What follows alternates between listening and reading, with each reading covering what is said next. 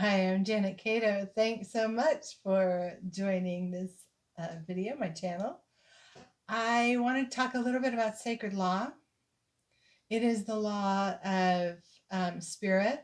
And so when we're working with spirit, we want to follow along with their rules. We want to work within the confines of sacred law and know that that is really our protection. That is really what keeps us from dabbling in the lower energies. So when we work with sacred law, we really are clear and protected, and we have boundaries, and we're not flapping all over the place with our third eye picking up whatever. Okay, so it gives it a definition, it gives it a focus that will give us great information without a lot of clutter, without a lot of BS. So I don't know if you've noticed, but sometimes there are a lot of airy fairy people running around. They're ungrounded. They're getting a lot of wild information. They're not following any particular kind of um, rules or guidelines or anything. So they get a little too woo woo and things are really out there. So they're not following the rules. And that's why they're getting influenced by energies, whatever they are, that don't follow the rules either. But when we work with the sacred law, then we have this wonderful protection that keeps us from all that wild stuff happening, keeps us grounded, keeps us clear, and keeps us focused on our spiritual path so we get the best out of it. So we can walk along with spirit to the level of mastery in a way that is within integrity. Okay? So, the sacred laws, the first one is the law of will, which is the creative force of the universe, which also includes, though, the law of free will. So, the law of free will says that we cannot interfere with the path of another. Okay? Now, this is probably the one we're always going to go back to because it's so easy to violate.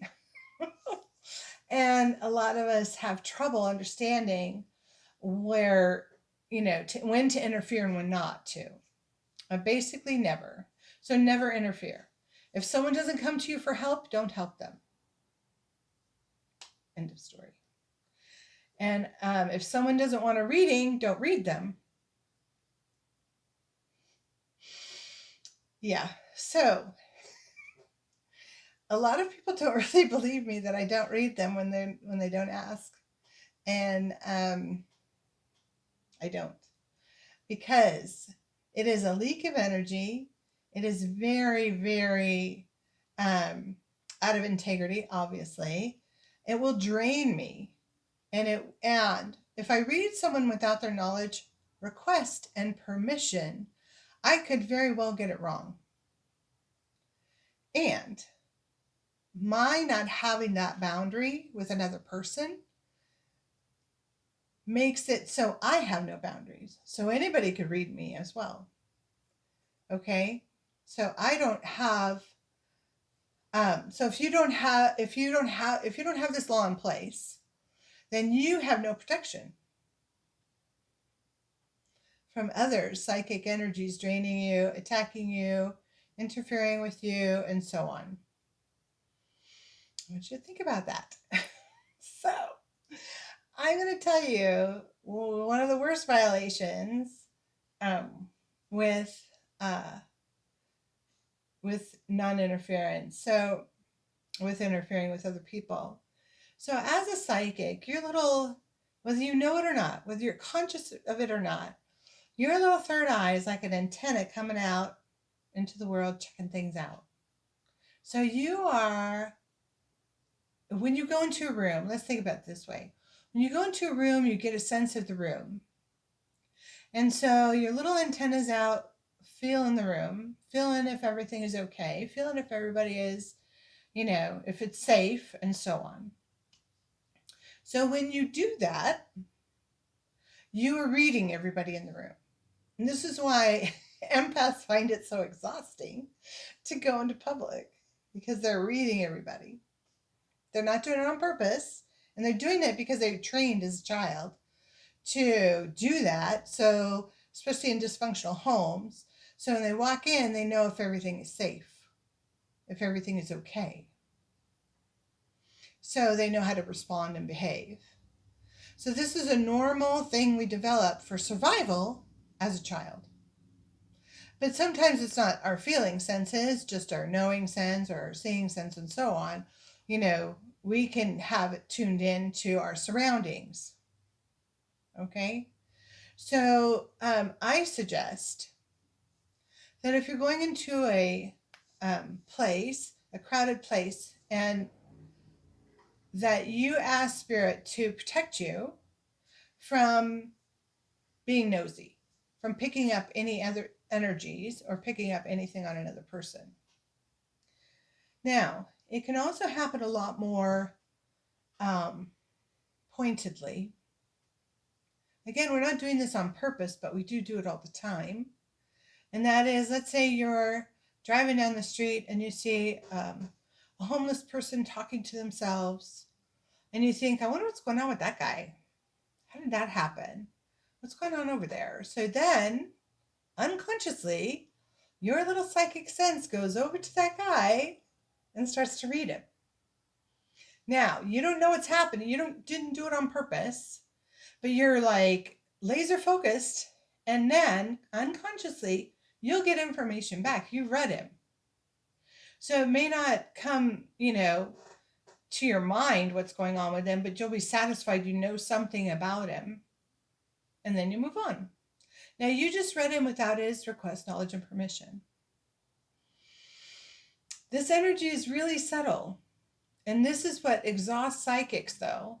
And even if you don't think you're psychic, even if you just, if maybe you have an intuitive sense, or, you kind of pick up things sometimes, you're still doing it, and you're doing it all the time. So you really have to ask Spirit not to let you do that, because it's energy. So you're reading the energy. No matter how it's coming to you, you're reading the energy. And when you're reading the energy around you, you're reading the other people. We don't want to do that anymore, because it is a complete drag on you, and it will drain you, and it's out of integrity with the sacred law of non-interference. So you do have to be super hyper aware of how you think and what you're doing. Now then, you can always ask Spirit to block you from doing that. Once I started asking Spirit, if I'm at the grocery store, I don't want to know what's going on with the lady standing behind me. I don't want to know if the checker's having a bad day. I don't want to know anything about anybody. I just want to do my business and move on. Okay? So once I started asking Spirit to protect me from tuning into someone else without their knowledge and permission, because it's a habit, remember, and it takes a while to stop doing that. And so when you keep asking Spirit to stop you from doing that, then it'll be much easier and easier and easier, and you will adapt to it and you will stop doing it. So know that, though, when you read someone without their knowledge, request, and permission, you are creating an opening from your energy field to their energy field. Now, in that experience, your energy field is now vulnerable for everybody. So anybody can get into your business and start reading you. Okay? Okay. So, and they're not doing it consciously, and they're not doing it viciously, but they're doing it. So I have asked my guides to keep me protected from being read without my request, knowledge, and permission, and to also keep me from reading people without the request, knowledge, and permission.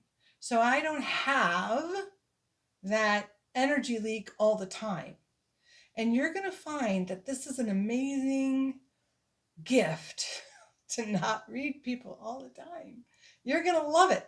You're going to go, oh my God, this is how the rest of the world works. This is great. I have energy. I'm actually walking around the world and not being bothered by all these people in this restaurant. I'm not being bothered by going to a concert. I can go to any kind of gathering and not be bothered and not be drained, not go home and need a shower and a double shot, kind of thing. I don't know. Anyway, so utilize this to keep you from peeking in at other people. Now, when we did these intuitive practice, I said pay attention to your intuition. It isn't really about reading other people, although you may get the sense of other people every now and then. It's more about intuitive hit on what to do next, or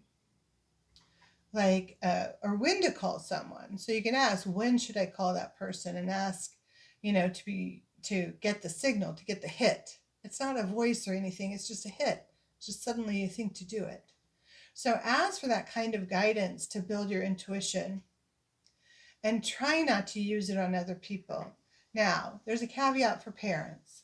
So if you're a parent of a child under 13, you are welcome to tune into that child and help them out through your intuitive senses.